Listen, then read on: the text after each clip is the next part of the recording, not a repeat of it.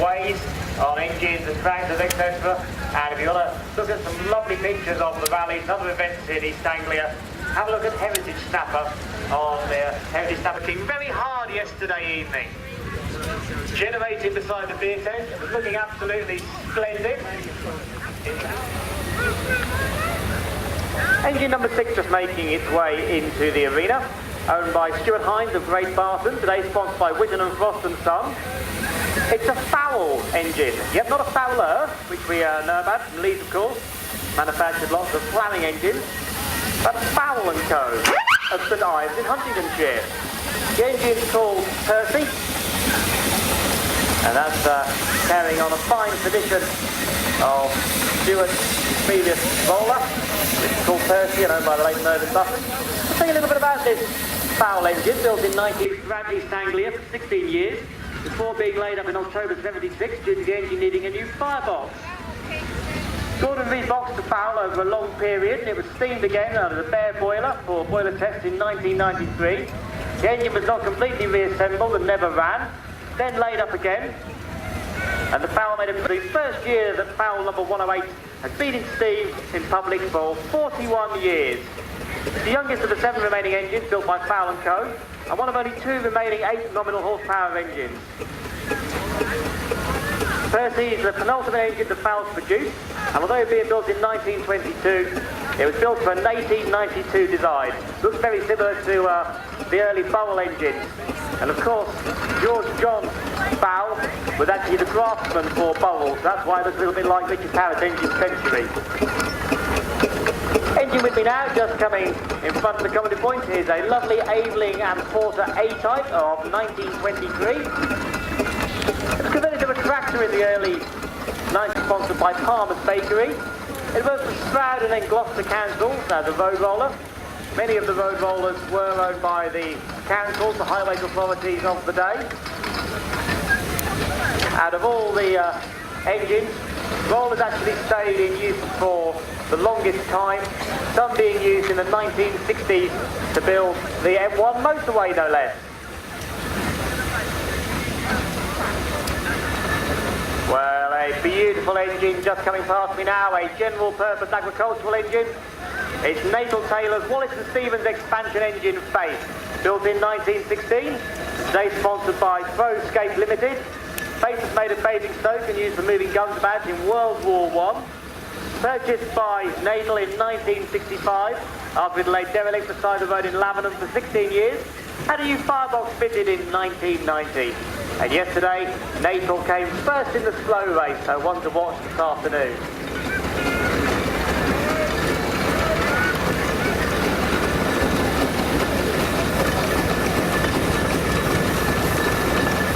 Well, the engine coming towards me now is called the Duchess.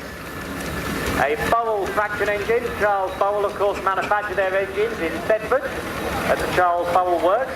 Quite an interesting museum there, the Charles Burwell Museum, in the old paint shop. Duchess, built in 1912, was used as Saxton W.A. Noble Esquire of Reetham Hall in Norfolk. Was rebuilt for dismantled state in 2006 and purchased by C.A. Haylock in 2017. Exhibited by P. Starling of Sawston, and today sponsored by Mixtech Limited. Well, a beautiful little Garrett tractor called Bunty, just passing the commentary point. Built in 1924, rated at 4 nominal horsepower. Exhibited by J. Riley of Wood Newton and part of the Brettingham Steam Museum collection, through the collection in 1962. Today sponsored by Adna Crowd Specialities Limited. Bunty was displayed at the Royal Show in 1924, spent its working life in Suffolk, and joined the Brettingham Steam Museum in 1962.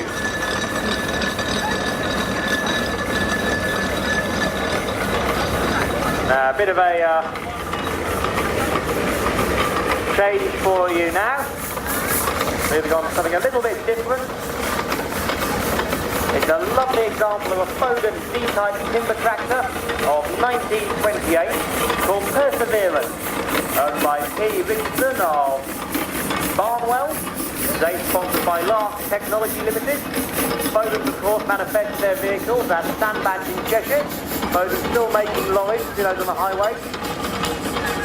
Timber tractor would have been used for haulage in a timber yard, also for hauling loads along the highway. Very powerful little machines, these. They also have a cable at the back which can be used for haulage in the timber yard. These two rollers at the back, and the cable can be paid out between them and used for haulage in that way. Now a change to your programme. Unfortunately, the Shan Mason fire engine couldn't be with us this weekend, so instead, we are very lucky to have the Garrett Suffolk Punch Tractor, the Joker. I haven't seen this engine since I was 6, so it was great to see it brought here. Built in 1919, 8 of these were built between 1917 and 1919 by Richard Garrett and Sons in Leiston, Suffolk. Designed to plough 6 furrows at a time. The museum was lucky to receive funding to purchase this beautiful Garrett, owned by the Longshot Museum there in Leiston. Planning on popping along to that next week. Stuart, who was on the Fowl engine, is curator of the Longshot Museum. And you may recognise that Garrett engine, the Joker, but recently it was featured in BBC One's Antiques Road Trip, where Philip Serrell was driving it. It aired a few weeks ago and filmed back in April of this year. Great to see it back in steam. Absolutely beautiful, rare engine.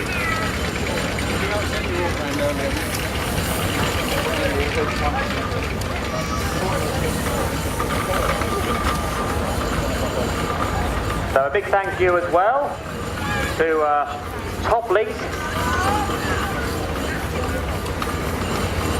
who kindly sponsored the Shan Mason. He wasn't able to be here. Also to Cedarwood Veterinary Practice, who are sponsoring Rosemary, Barry Freeman's Bowel engine, which over on the line. Let's talk to you about a couple of other engines which are not in the arena for very good reason. Behind the commentary point, we have a beautiful Burrell gold medal tractor called the May, owned by John Willie Downs of Tilbury, today sponsored by Taylor Commercials Limited. You can see it generating there with the lights all lit up. Wonderful little machines these. They can generate lots of power. The generator on the front, you stick a belt on the flywheel, and through that you can power all sorts of equipment. Being used today for powering the lights. Would have been used for powering fairground rides as well. Great machines. You could use them to take all your kids, pull all your fairground rides to a site, and then when you got there, you could generate. And also over at the far side, we've got a beautiful scenic Showman. It was generating last night. It's called Number 1, built in 1920s over beside the Dodgems. Built for Pat Collins to haul and power their large scenic rides. It worked until 1955 and was rebuilt by its present owner, T. Maynard of Hadlow in 2003, and today sponsored by Whitton and Frost and Sons.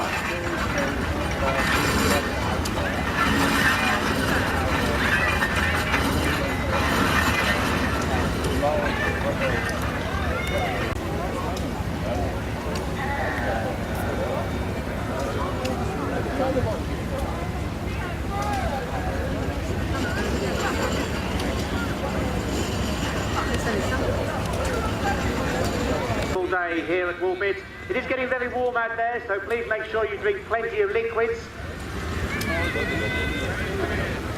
Beer tent just behind. I'm not going quite near there this morning. It's getting very warm out here. Suntan lotion and hats are the order of the day. There's a couple of stalls selling hats as well, so please be careful in this hot weather. Now, something to say to you as well. Whilst it may look very inviting, this grass we have here, it's got flints just beneath the surface. So however nice it looks, please don't walk around the site barefoot. Please make sure you keep your shoes on. Now the beer tent, for those who are looking for it, is located just behind the Dodgems in our out of the sunshine. We've got a nice barn over there as well, where you can partake in refreshments.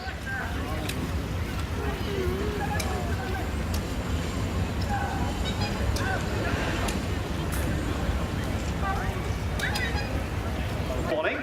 So if you would like to come into the arena and take some photographs of our traction engines, you're very welcome to do so. So I'm just going to ask the scouts to open up the arena entrance. So if members of the public would like to come into the arena, take some photographs.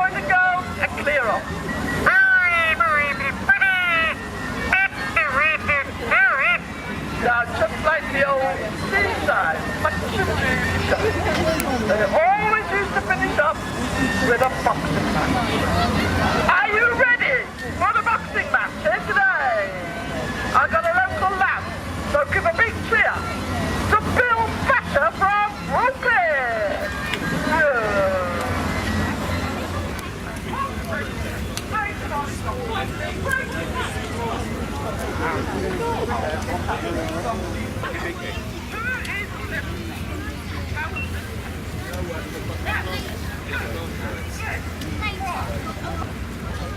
ladies and gentlemen, if you'd like to finish taking any photographs, please make your way out of the arena. 231 Novice Squadron Air Training Corps Band here in the arena.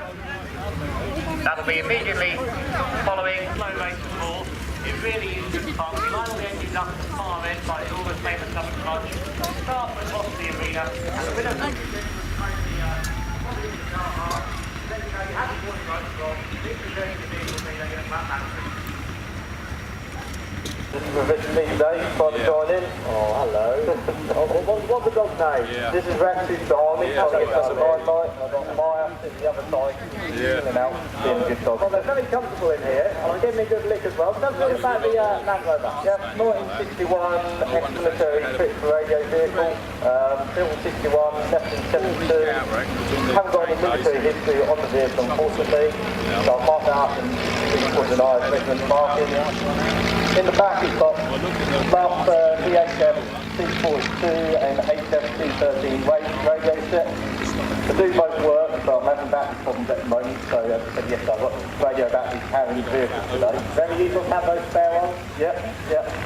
On the back I've got massive tanky trailer, also from the 1960s. So it's all set out as a command CP vehicle, really. Thanks for bringing it in.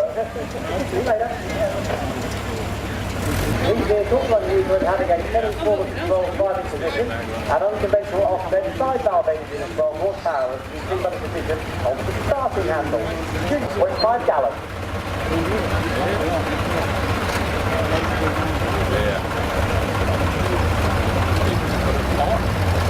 Well, number 7 coming towards me now.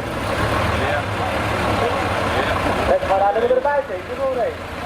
Here's to the Royal Navy in 1954 and Well, with me now we've got a beautiful 1939 Pistol K, a 5-cylinder Garden engine on this one, followed an Eastern Coast Works low-boost design, used the West Clip-on-Sea Motor Services in 1939. He led it to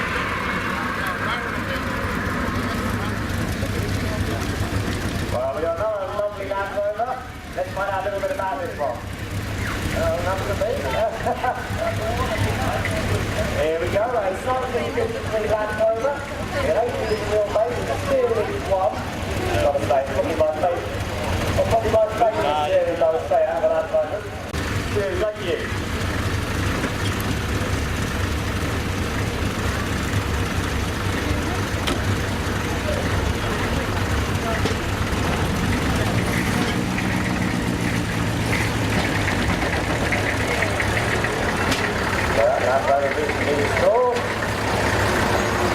Beautiful.